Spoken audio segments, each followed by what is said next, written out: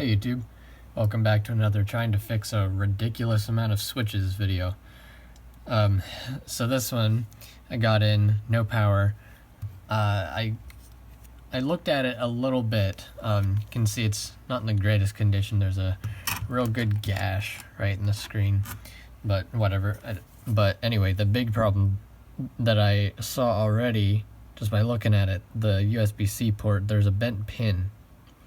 So normally what I would do is I would plug it in and see if it does anything, but I'm not going to do that here because sometimes if you have bent pins, that can cause a short internally, and then that'll cause more problems than it'll solve. So I'm just going to go ahead and break it open and we'll see what's going on inside.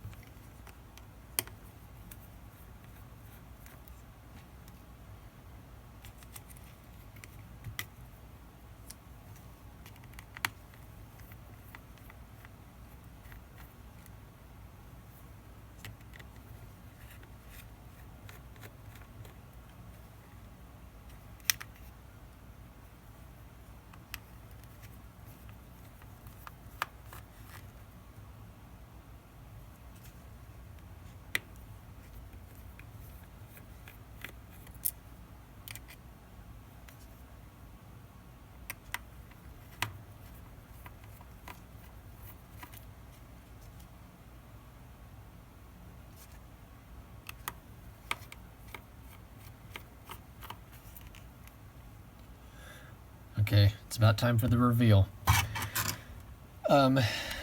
So looking at this steel piece, you can often see by looking at this if there's going to be any water damage, just by like the shades of it. Maybe some remnants left on it. There looks like there's some browning on it. You can kind of see it in that angle right there, and over on this side too. I'm not sure what could cause that. Maybe it's rust? I don't know. Rust isn't good, but let's see. See what we've got. Yeah, that's looking clean. How about that? Not seeing any signs of corrosion. That's what you want to see. Awesome. Okay, well, if it is a problem with the USB-C port, that means it can't charge, which means this battery is depleted, which should mean we should be able to pop in a known good battery and try turning it on, and if my theory is correct, then it should just boot up. So let me find a battery. Alright, here's my tester. So let's see. Was my theory correct? Powering on now. Nintendo. See that gash in the screen? Ugh. Well, how about that? We're in. Okay. Let's see what games we've got. Ooh, Mario Odyssey Digital. This guy's got quite a few digital games. Awesome. Well, Odyssey is definitely a hit. Okay. Very good. So we'll go ahead and replace that port then. That's what we're gonna get to doing. So I'm gonna go ahead and remove, get the motherboard out, so that way we can work on it without having to worry about it being in the case.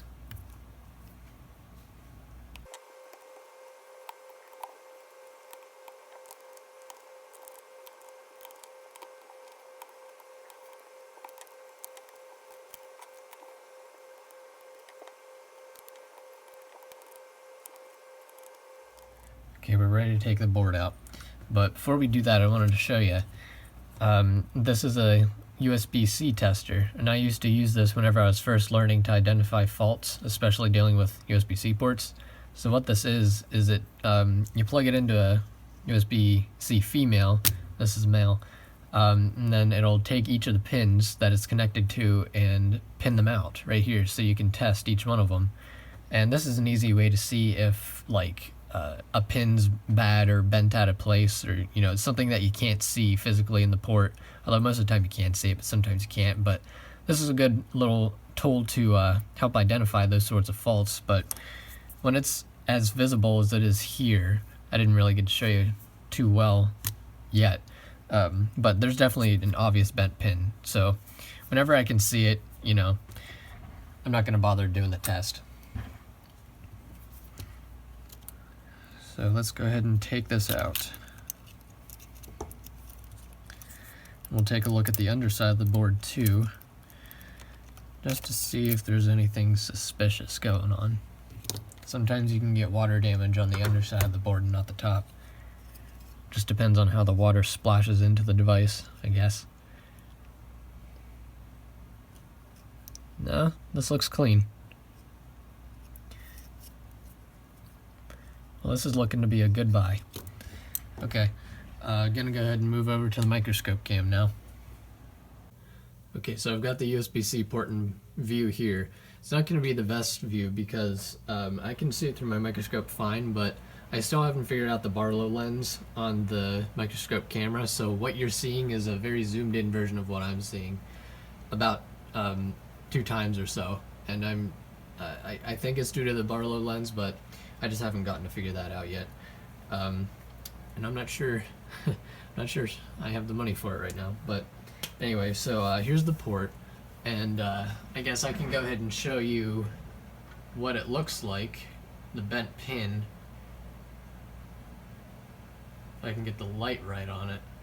Yeah, you can see, I'm not going to be able to point to it, but down on the bottommost portion, that piece of gold that you can see, that's a pin that's supposed to be sticking upward. You can see how it is laid down flat against the black plastic piece in the middle, the rest of the pins, but this little golden piece is not doing that. It's pushed down up against the ground, the piece of metal at the very back of the port. So I could see that with my eyes, but I don't think you could through the camera. But now you're able to get a good look at it. So now I'm gonna go ahead and try to remove the port, and how I like to do this is I like to apply a little bit of solder to the grounding planes up here. There are 4 of them that are holding this port down. So I like to put a bit of solder down on them so that way it'll flow easier whenever I heat it up, because I'm going to use hot air to take this off. I can't do it all with a soldering iron. And I have a special kind of solder that I like to put on the grounding planes. It's, let me get the name of it.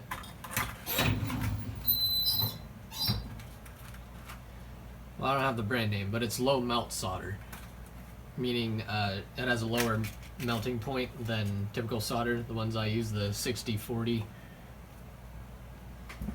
this kind. And this is the low melt. Here's what I normally use. Here's the low melt. So it's really easy to get stuff off whenever you apply the low melt solder, especially on like PS4 motherboards.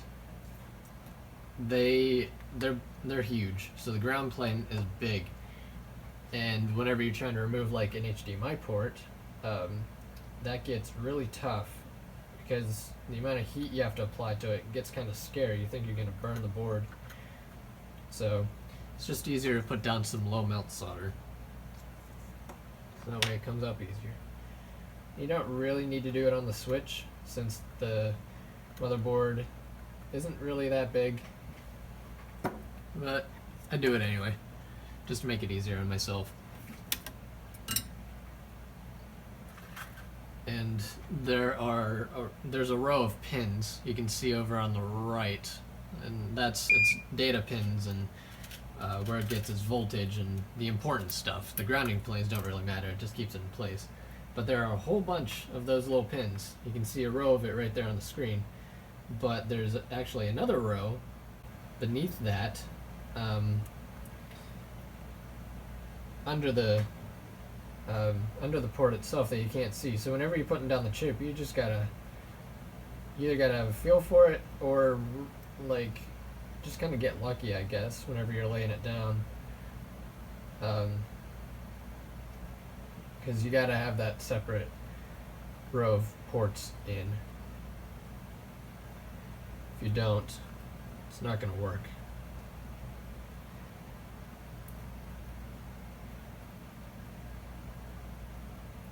So I'm just applying that low melt solder right now. I'm not gonna put a whole bunch of it down, just enough.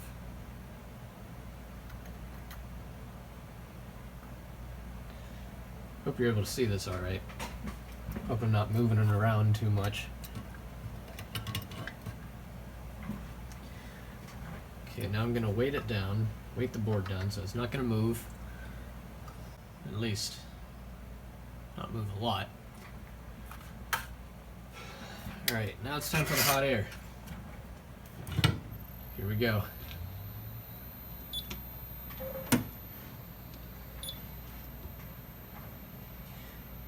And I have it set to, I'm going to set it to 425 degrees Celsius at about a third of the max airflow. I'm using a Quick 861DW. That's my hot air station.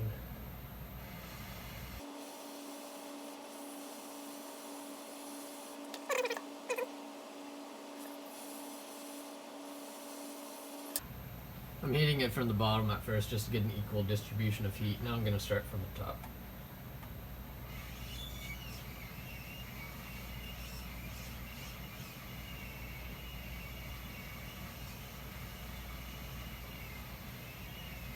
Once you start seeing things come loose, like the grounding planes, you don't want to tug on it. You just kind of want to get it to come loose. And if you can have the board in an orientation that whenever the port is loose it'll just fall out, that's actually best. But I just have it horizontal against, or off the edge of my table. I'm familiar with the amount of force I have to apply, so I'm not worried about breaking off any of the pads underneath.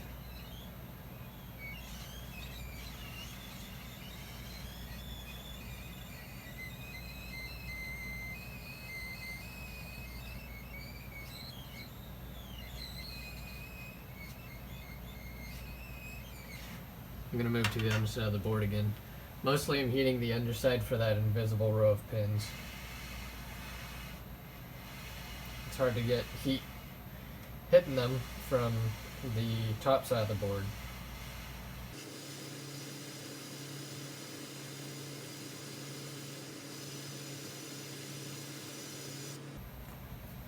Now I'm going back on top.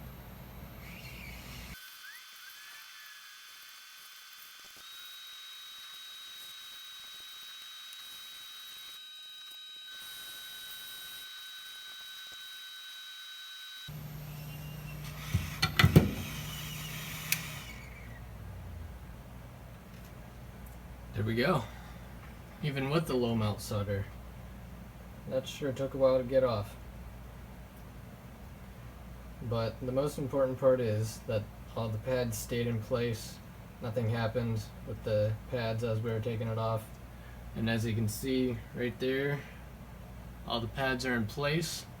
Even solder still left on them. We did a good job. Awesome.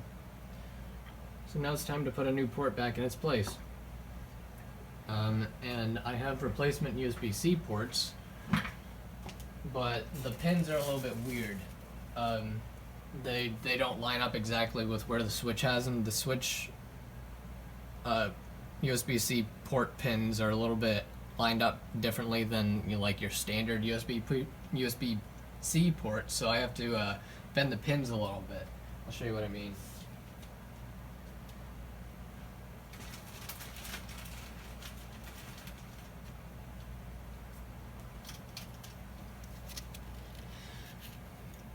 Yeah, so you see those rows of pins? Yeah, that's what I gotta bend a little bit. So I'll do that off camera and get everything prepped, and I'll be back when it's ready. Here's what I was talking about so you can see real quick. Here's the old port, one that I just pulled off. And you can kind of see how the pins are lined up. And in comparison to this one, the new port, the pins are a little bit different. So you can kind of see where I went in. Let me get it positioned so you can see, and I can point. There you go. So you can kind of see where I came in with a little scalpel and pulled up each of these pins. Normally they're kind of embedded within the plastic here, so I have to go in and dig them up every time, so that way they can actually make contact with the board. So what I'm going to do now is, now that the port's prepped, I'm going to prep the pads on the board, get them ready to accept the port. I'm going to have to adjust here a little bit. Alright, here we are. So I'm going to get my solder goot wick, and I'm going to wick away the solder on these pads. I don't want this old solder on here. I want to apply my new stuff, because my new stuff is leaded. This stuff is unleaded. Unleaded melts easier, or leaded melts easier, has a lower melting temperature, so it's a bit easier to work with. I'm going to lay down some flux and I'm going to melt it.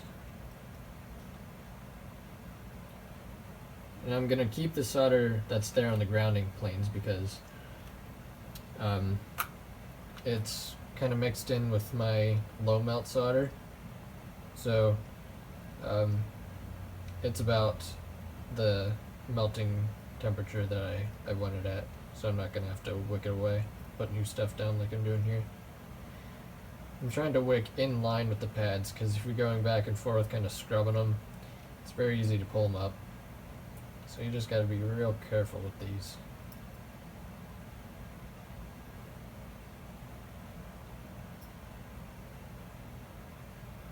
And again, this is just what I've learned from doing it.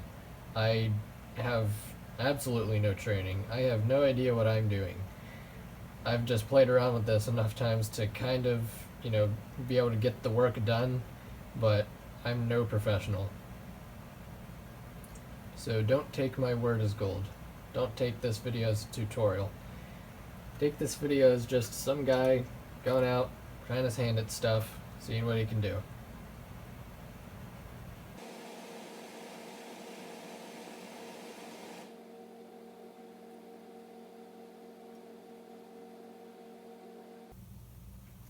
Okay, I think that's good enough. Oh, I moved it off screen. Whoops. Okay, well that's what it looks like now. And now I'm gonna lay down some more flux and put down some of my solder. Some of the stuff that I want the board to use. Not this unleaded garbage.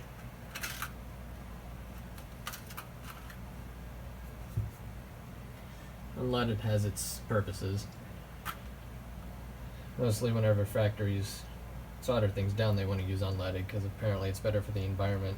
But what we're doing here, We're using it in such small doses, the leaded stuff, so I don't think any trees are dying because of what we're doing right here, right now.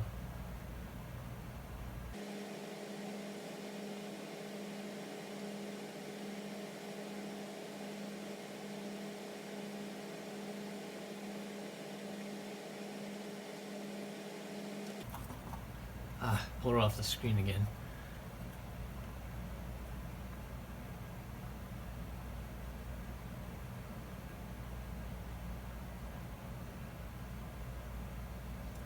Okay, I think that looks good. So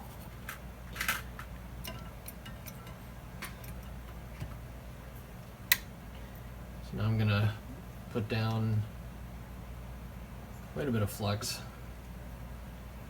right along these pads. I'm gonna put some around the grounding planes. Just a little dab over here, there, and there. So that way, well, it might be easier for me to take off the solder from these grounding pads, so that way the port can sit right in there and I won't have to wiggle it around.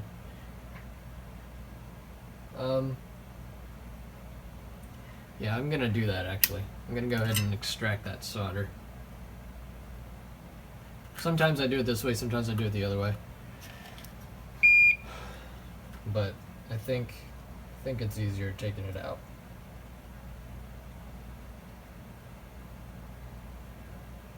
Recently I had to switch tips on my soldering iron. I was doing some wicking and the solder just was not coming up no matter what I did.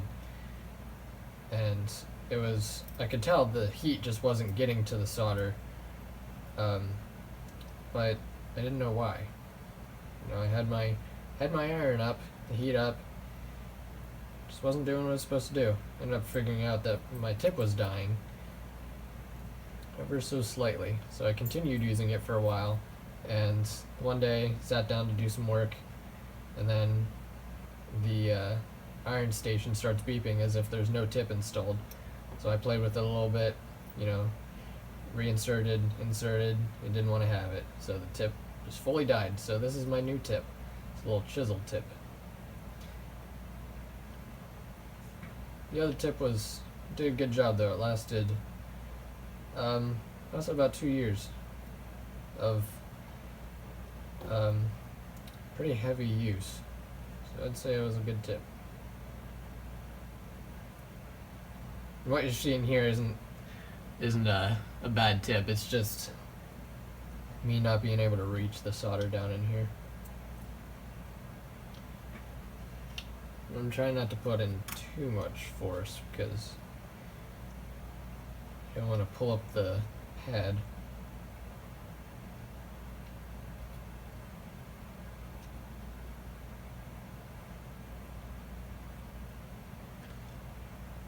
It's hard to get solder out of grounding planes like this.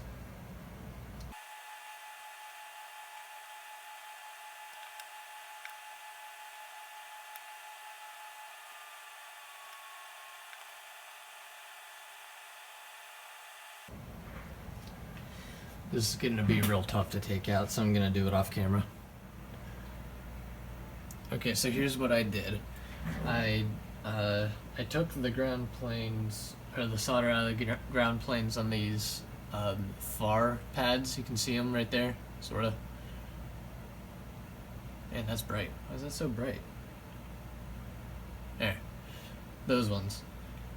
And these ones up near the pads, I'm not going to bother with because it's going to take a lot of heat to get those out, and I don't want to risk doing anything that might damage components. So I'm going to just leave that in, and instead I'm just going to place the port right on top, about where it's meant to go, and then once the solder melts, it'll fall into place, and the solder on the pads will link up with the metal on the port, and it'll pull it into place. So we shouldn't have to worry about adjusting it as it goes in, unless it's really off, then just like a poke should do it. So I'm gonna go ahead and, hello? Okay. So I'm gonna go ahead and start applying heat. And it should just fall into place. So here we go.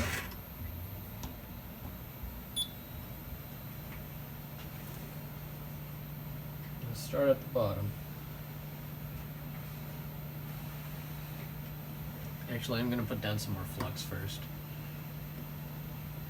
Just to be safe. Never have enough.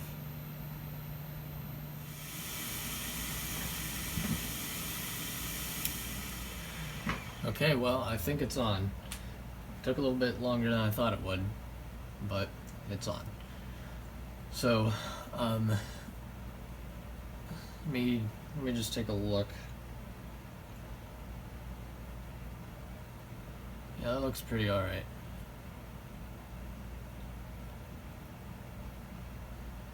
Hold up.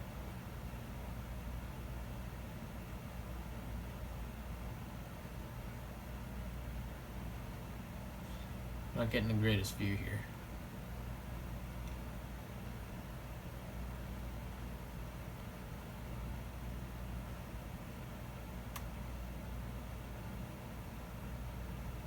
Okay. Yeah, that looks on their pads, I'd say. I always like to go over the top row, this exposed row of pads, and just solder them down. So I'll do that. But they look on well enough that I can give it a test to see if it responds. And being that these two ground planes up here are already soldered into place, they're holding it down, I can go ahead and plug something into it. I just gotta be careful since not these two ground planes aren't soldered into place yet. But I'll go ahead and get ready for that. Go ahead and get ready to do some testing. Alright, here goes a quick test. So I'm gonna put in the battery and plug it in. Real careful, because remember, it's not in entirely well. 46, and that should drop to 0, and then 1 amp. Yep, there we go, we're booting. Okay, so the charge port is in place. Awesome. So now I'm just gonna secure it down and clean it up a little bit. Okay, I've cleaned it up a little bit. So now let's see if it docks. So just to 100% be sure nothing's going right now, I unplugged the battery. Now I'm gonna put it back in. Now let's take it up to the dock and plug it in.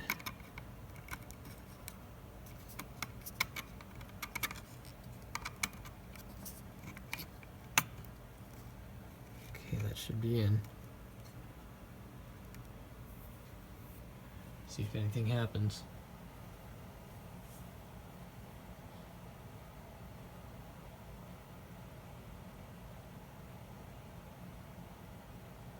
No? Uh-oh. Hold on, let me look at it. So I put it back in its case because, so that way I could see what's going on the screen. I've had this happen once before where it has to like see the LCD, and then maybe the backlight too, I don't know. But it's exactly as it was before, but you see it's on screen now. Now I put it in the dock. There it is. So I guess that's all it needed. Yeah, I don't know why that happens. If anyone knows why that happens, sometimes whenever you do a USB-C port repair, you just plug it in, motherboard, you know, bare board, doesn't work. Put it back in the shell, give it an LCD, let it see it, then you put it in the dock, then it works. You didn't change anything. I don't know, that's weird. But I'm gonna take it back out and solder on those two ground planes and clean it up a little bit more.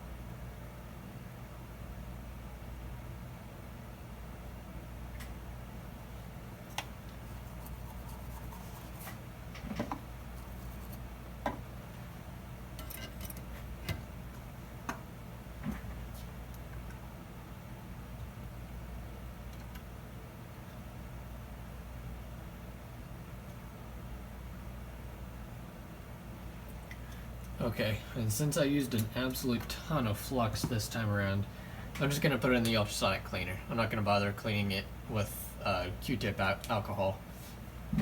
So I'll be back whenever that's done. It is finished in the ultrasonic. So now it's time for it to soak in some alcohol.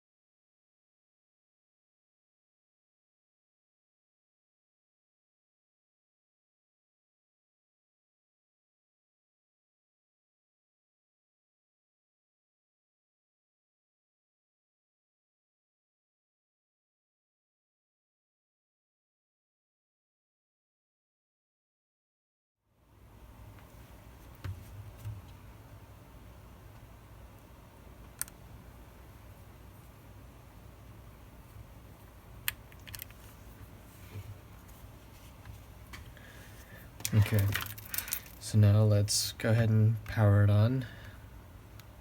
Plug it in. I don't think you'll be able to see here, but 0.46 amps. Drop to 0, and we're booting. Yep, here it is. I went ahead and reset it, so it's displaying this screen now. But yep, that's it. That should do it for this video. Alright, thanks for watching. If you like what you saw, consider giving a subscribe on the way out. Thanks. Bye.